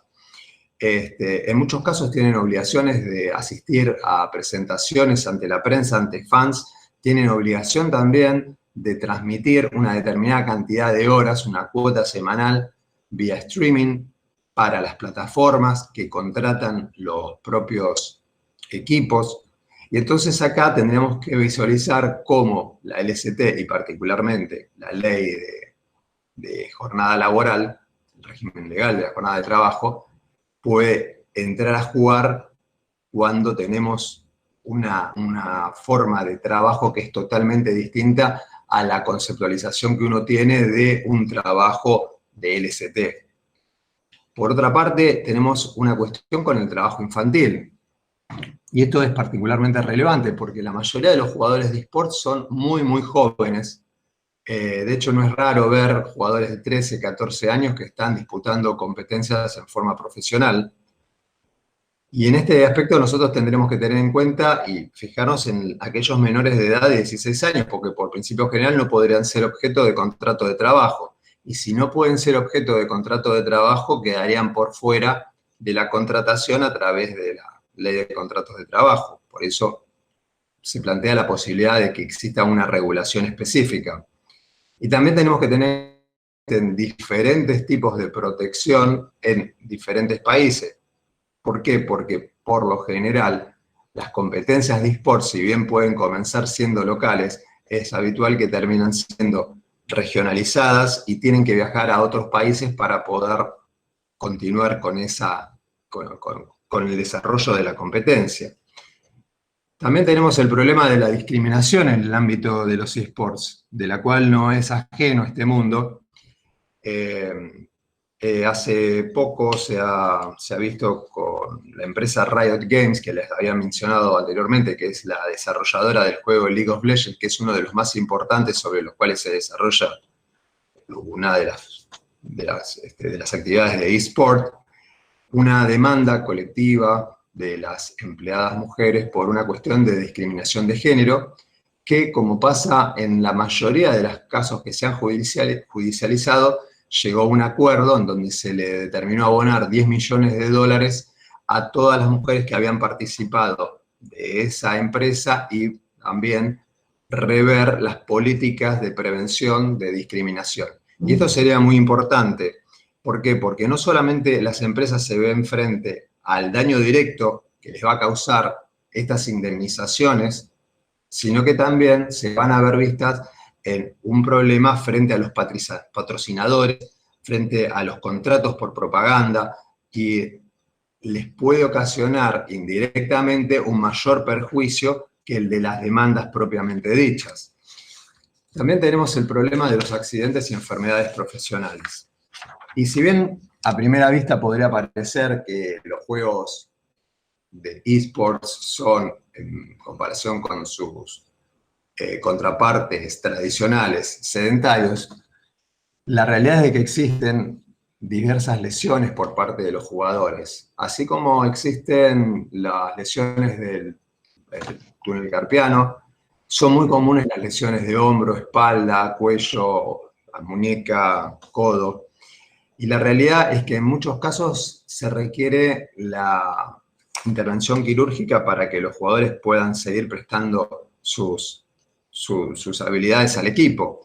De hecho, existen ya varios casos de jugadores que han debido terminar sus carreras por la cuestión de las lesiones que han sufrido.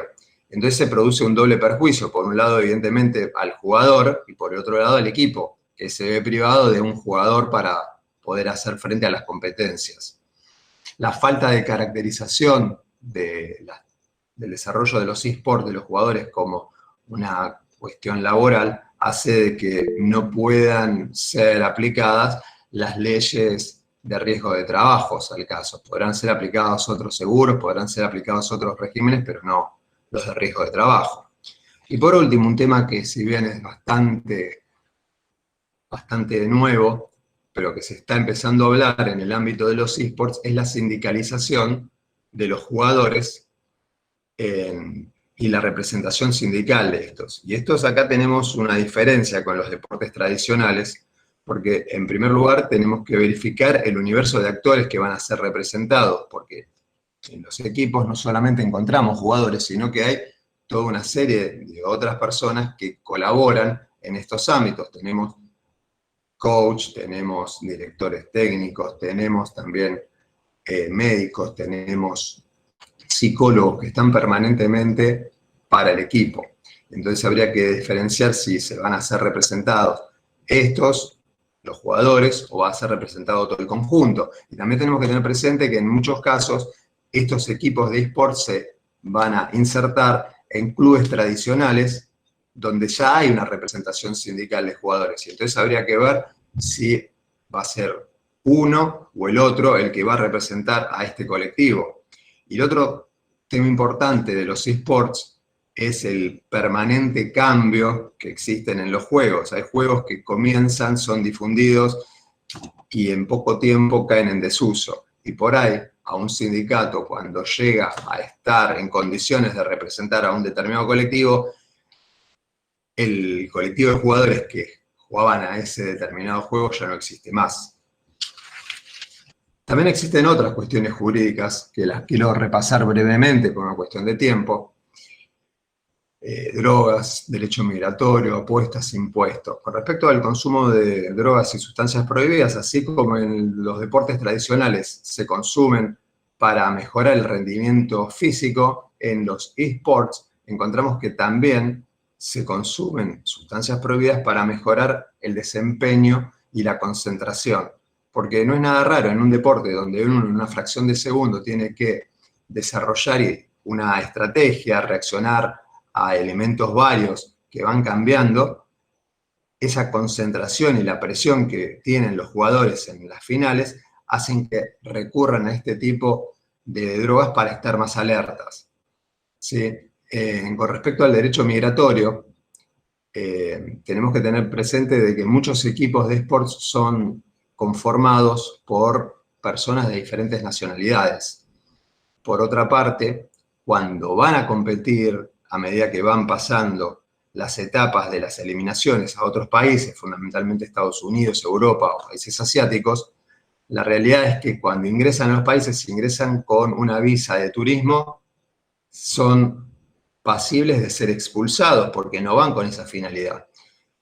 En este caso podemos destacar que en Estados Unidos se comenzaron a dar visas para deportistas de élite a los jugadores de esports. Y por ello es importante, como les decía anteriormente, la equiparación, al menos en este aspecto de los deportes tradicionales con los esports, para poder de esa manera justificar que esta persona que ingresa en otro país es a los efectos de realizar una determinada actividad deportiva. Con respecto a las apuestas, como en cualquier deporte de resultado incierto, las mismas se dan a través de portales genéricos u otros portales online específicamente para los. El tema este no es menor porque se calcula que para el año 2022 el mercado de las apuestas de los esports va a estar moviendo alrededor de los 100.000 millones de dólares anualmente. También como dato propio de los esports, a veces se apuestan bienes digitales propios de los videojuegos, ya sean armas, skins, que son la forma que va a tener el personaje dentro de ese juego, el avatar, monedas virtuales y otros bienes personales. Y con respecto a la tributación, bueno, volviendo un poco al ejemplo del chico Thiago Kinlap, que había ganado $900.000 en Estados Unidos, en su momento se discutió si había que aplicar el régimen de los juegos de azar. Evidentemente eso quedó descartado porque como existe una cuestión de una habilidad propia de la persona para poder llegar al premio, quedan descartados los juegos de azar, pero sí se estableció de que debería pagar ganancias. Como en nuestro país sigue el principio de internacionalidad, de las ganancias que se produzcan en cualquier parte del mundo deben ser tributadas acá, debía abonar por eso el tributo correspondiente. Lo que sí es que como se evita la doble imposición, como había abonado en Estados Unidos ya un 30%, acá se le cobró el 5% remanente. Pero también habría que ver si con el tiempo no llega a transgredir el mínimo no imponible de los bienes personales, por lo cual también debería pagar. Por último, también les quiero comentar sobre el tema de la regulación de los eSports. En muchas partes del mundo ya se ha comenzado a regular esta disciplina. Corea del Sur es uno de los países más avanzados en este sentido. El gobierno coreano dio apoyo. En Corea en realidad es muy común encontrar lo estatal y lo privado unidos en diferentes tipos de asociaciones, y así tenemos la Asociación Coreana de Deportes Electrónicos. Y es importante destacar que desde el año 2014 la Universidad de Corea del Sur reconoció los eSports como deporte. ¿Y esto qué implicó? Que los jugadores universitarios pudieran acceder a becas y también pudieran organizar y flexibilizar su horario. Otro país que va en ese mismo sentido es Suecia. De hecho, cuentan hoy por hoy con un plan piloto en donde los colegios dan algunas materias relacionadas con los eSports y ordenan sus propias competiciones. Rusia y China también han organizado y regulado la cuestión de los eSports. En Estados Unidos, por su parte, si bien solamente el Super Bowl fue el único acontecimiento deportivo que pudo ser más difundido que lo que fue la final de League of Legends, el hecho es que no hay ningún tipo de regulación y ha quedado todo librado a la autorregulación de las empresas que organizan estos torneos. Y por último, me parece importante, por una cuestión de cómo siempre nuestro derecho estuvo emparentado con el derecho francés, estudiar el caso francés de regulación. Y en Francia nos encontramos básicamente con 3 ordenamientos, uno que es genérico, que es la Ley para una República Digital, que a través de una remisión al Código Tributario francés define lo que son los videojuegos. Por el otro lado tenemos 2 leyes que salieron el mismo año, una que regula la organización de competiciones de videojuegos y otra que establece el estatuto de profesionales asalariados de videojuegos. La regulación es bastante extensa, simplemente quiero extraer algunas cuestiones que me parecen más relevantes como para tener en consideración. Por un lado, se define el jugador de eSport como la persona que por su participación en una competición de videojuegos obtenga una remuneración y se halle dentro de un ámbito de subordinación con una asociación o sociedad que haya sido autorizada por la autoridad de aplicación francesa. Y acá evidentemente estamos encontrando el elemento de subordinación, que siempre está en una relación laboral, pero también es importante destacar la cuestión de la autorización por parte de la autoridad, porque el hecho de que los organizadores de las competencias de eSport deben pedir autorización y deben obtenerla antes de poder organizar las competencias. Y para ello deben cumplir con una serie de requisitos que están en la normativa. Bueno, ahora no entraré en esos detalles, pero es bastante precisa la regulación.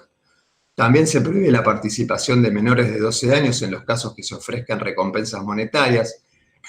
En el caso de los menores de 12 a 18, precisan el consentimiento escrito de padres o tutores.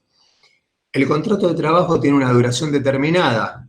No puede ser mayor a 5 años ni inferior a 12 meses, salvo que esa contratación obedeciera a una sustitución de otro jugador o porque la competencia tenga un plazo menor.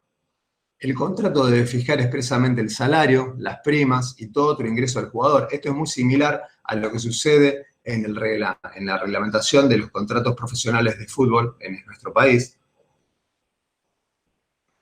Y se establece la nulidad de toda cláusula de ruptura contractual unilateral.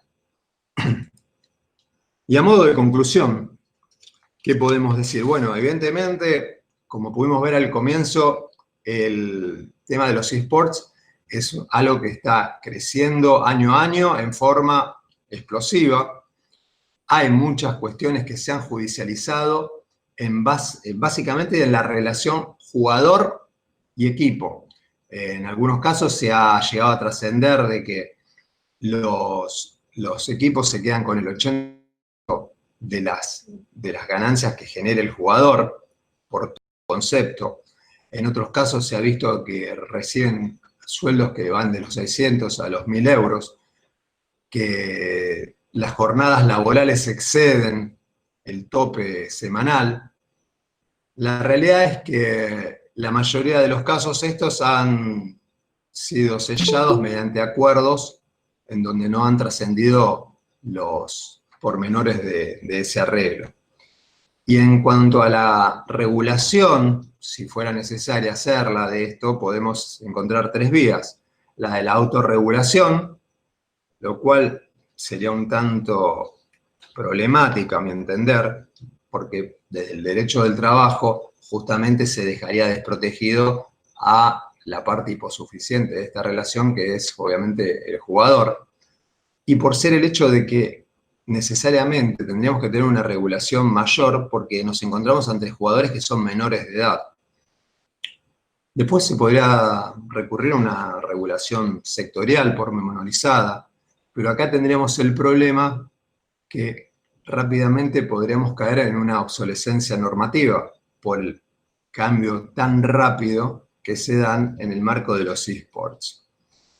Y por último podríamos optar por simplemente hacer un paralelo con deportes tradicionales. Pero acá nos encontraríamos con 2 inconvenientes que son insoslayables. Por un lado, el hecho de que existe la figura del editor, que es el que tiene los derechos marcarios de propiedad intelectual, que les había mencionado cuando vimos el ecosistema de los eSports, que no existe, obviamente, en lo que son los juegos tradicionales. No hay una persona que tiene los derechos de fútbol. Y por otra parte, la realidad es que no se puede jugar, así como no se juega al fútbol, no se juega a los deportes, se juega al fútbol, se juega al básquet, se juega al golf, no se puede jugar a los eSports en general. Uno juega a determinadas disciplinas, a determinados videojuegos. No es lo mismo jugar a Fortnite o jugar a Counter-Strike Go, no es lo mismo jugar a League of Legends que jugar FIFA. La relación que se da en esos juegos es totalmente distinta. Entonces, quizás la vía más idónea, entiendo que podría ser establecer ciertos pisos mínimos que no debieran ser vulnerados a modo de protección, por un lado para los jugadores y por el otro lado para establecer una seguridad de diferentes actores dentro de este ecosistema. Pero bueno, es un camino que está por verse y que, bueno, deberemos caminar juntos. Hasta aquí creo haber hecho un breve recorrido por algunos tópicos de los más importantes de la cuestión de los eSports, de cómo se relacionan con las cuestiones jurídicas, y espero que haya sido un puntapié para que puedan profundizar sobre estos aspectos que son, a mi entender, apasionantes. Fíjense qué casualidad que nosotros el 29 de agosto pasado celebramos el Día de los Abogados y las Abogadas, por lo cual felicito a mis colegas, pero ese mismo día fue elegido como el Día de los Jugadores de Videojuegos, ¿no? Como los gamers, el Día de los Gamers. Así que fíjense entonces qué conjunción que existe, ¿no?, entre abogacía y los eSports. Bueno, hasta acá ha sido todo, acá me despido y bueno, simplemente me queda decirles game over. Así que quedo abierto a las preguntas. Muy bien, Gustavo. Muy bueno. Tiene una... Como algo de los que comparten el mismo día, ¿no? Que nacen el mismo día, que tienen una hermandad, una cuestión... Hay algún tipo de vínculo ahí, no lo sé. Espero no haberlos aburrido. No, estuvo excelente, Gustavo. Excelente, muy buena. Aparte del enfoque global que le diste, que, o sea, tocaste todos los aspectos, aparte del laboral. Pero bueno, lo dejo a mis compañeros acá para que opinen, que hablen, que pregunten.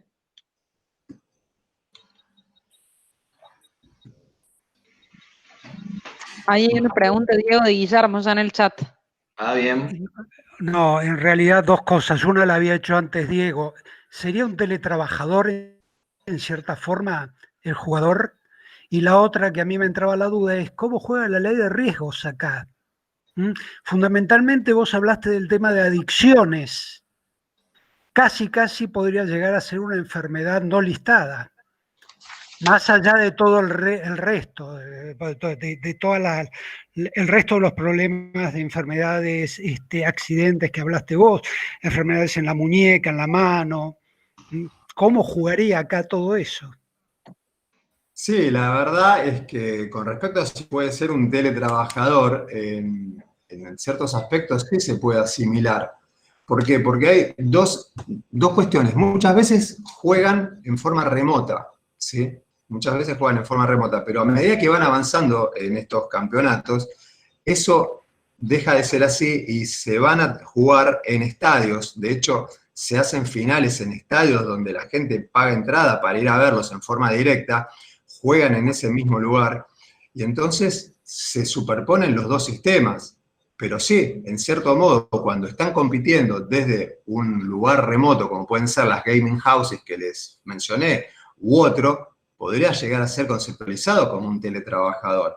Y por el otro lado, con respecto a las adicciones y enfermedades no listadas, la verdad que podría llegar a... ¿no? La verdad hay que analizarlo detenidamente el caso. Incluso, bueno, yo no lo dije, pero incluso hay, así como hay dopaje en las personas, haber dopaje electrónico, en donde a través de algoritmos se trata de hacer de que los juegos realicen ciertas actividades que no están programados originalmente. Y eso también son controlados por las empresas. Por eso, cuando van a jugar en las finales, los equipos son provistos por el desarrollador, por el que organiza la competencia. Mirá, como los motores del TC, ya te lo han hecho. Exactamente, sí. Análogamente puede ser. O iguales. Sí, sí. Te voy a... más rápido. Aparte del fundamento del mercado, ¿no? ¿Cuál sería la razón para que un chico de 10 años sea un gamer? O de 12 años, ¿no? No te escucho. ¿Cuál sería el fundamento jurídico para que un chico de 10 o 12 años esté vinculado a este tipo de contratación y de trabajo? Más allá del mercado, más allá de las cuestiones de consumo. Que si uno lo encara como ley de contrato de trabajo, no encuentra el fundamento. Pero sí, por ejemplo, vos podés ver que hay, 12 años, pero sí hay contratación de menores en los equipos de fútbol. Alguna contraprestación económica le dan. Sí hay contratación de menores en el marco de las cuestiones artísticas. Entonces, eso digo, hay que buscar una forma de desarrollar un andamiaje jurídico que permita estas contrataciones, porque si no, lo dejas totalmente desprotegido al menor. No solamente por el hecho de ser trabajador, que ya merece un cuidado especial, sino también porque son menores. Y imagínate aparte el hecho de que la mayoría de las veces que van a contratar a estos menores, frente a contratos que son extensísimos, que determinan dónde van a jugar, quién va a organizar las competencias, en qué competencias sí, en qué competencias no, en dónde van a tener que participar, en dónde van a tener que transmitir, cuántas horas, en quién va a conformar los equipos, porque es muy importante el equipo con quién vas a jugar vos, porque eso te determina hasta dónde vos vas a poder llegar, dependiendo de lo bueno que sean tus compañeros. ¿Cómo te vas a complementar? ¿En dónde vas a practicar? Hay un montón de cosas que una persona de esa edad no está preparada, y la familia por lo general no está preparada, y la realidad es que tampoco hay muchos cuestiones. Entonces, hay que poner el ojo en esto porque te vienen con un contrato predispuesto de 50, 60 páginas donde vos no sabés qué es lo que te estás comprometiendo a hacer. Claro.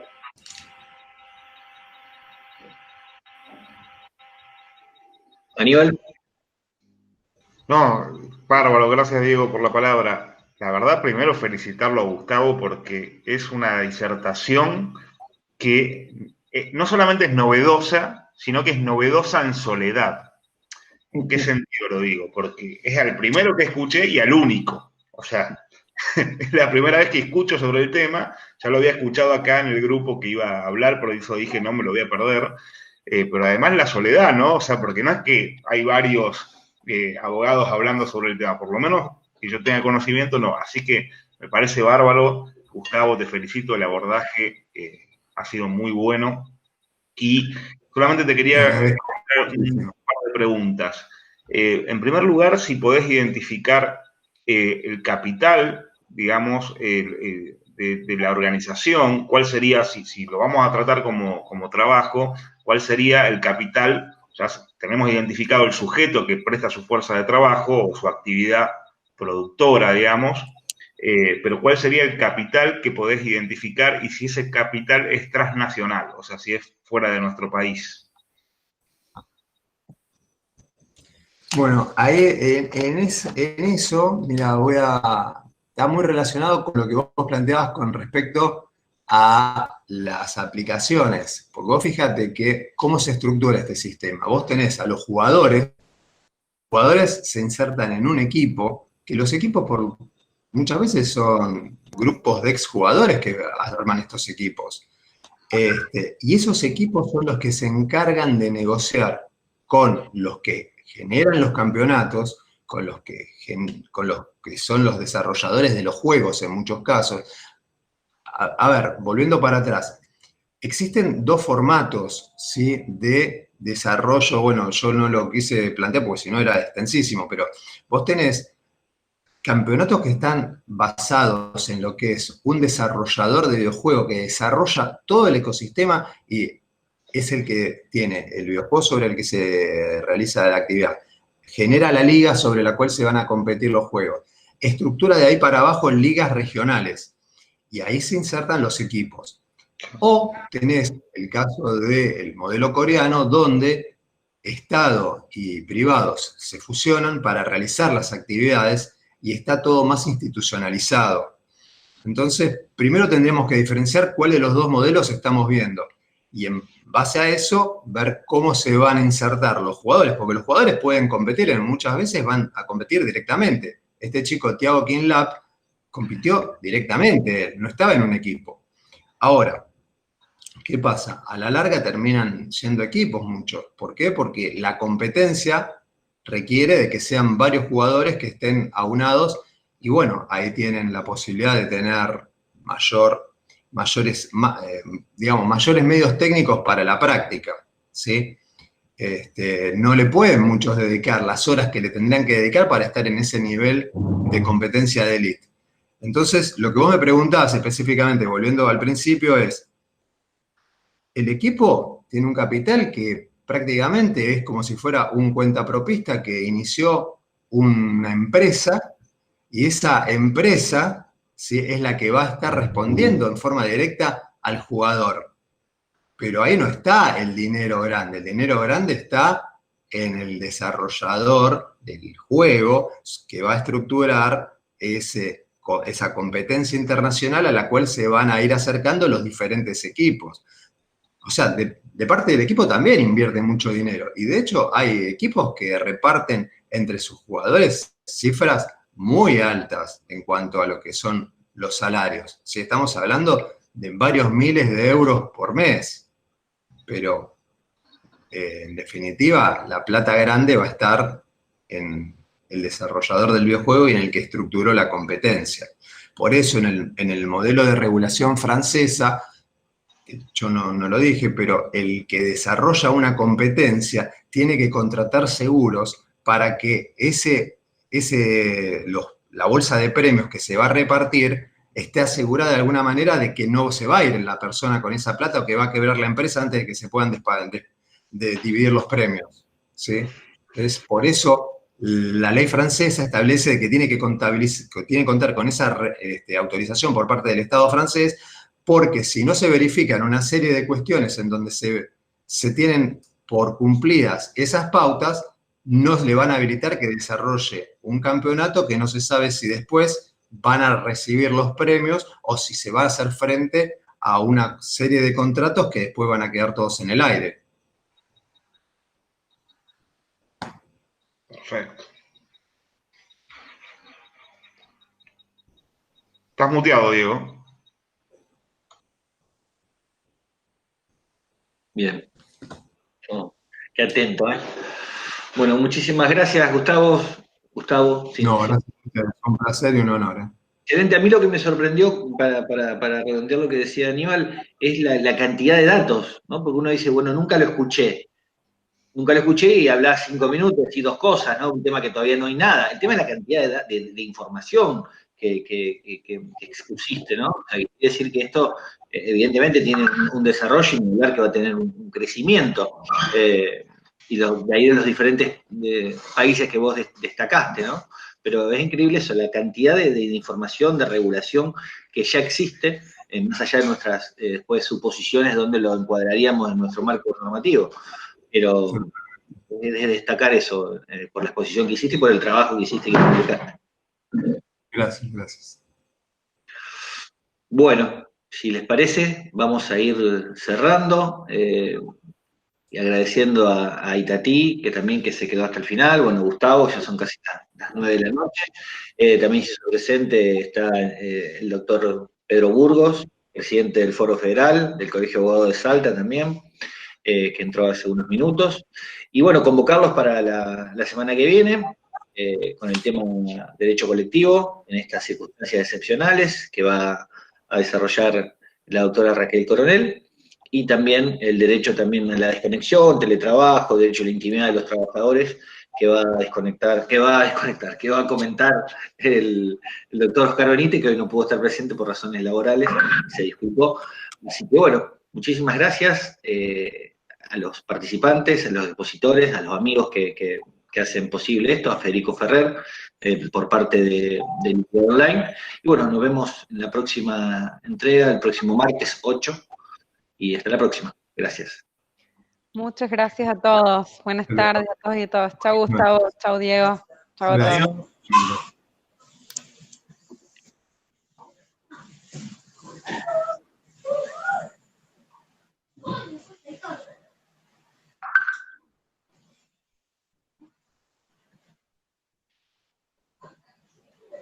¿Por qué salen las últimas?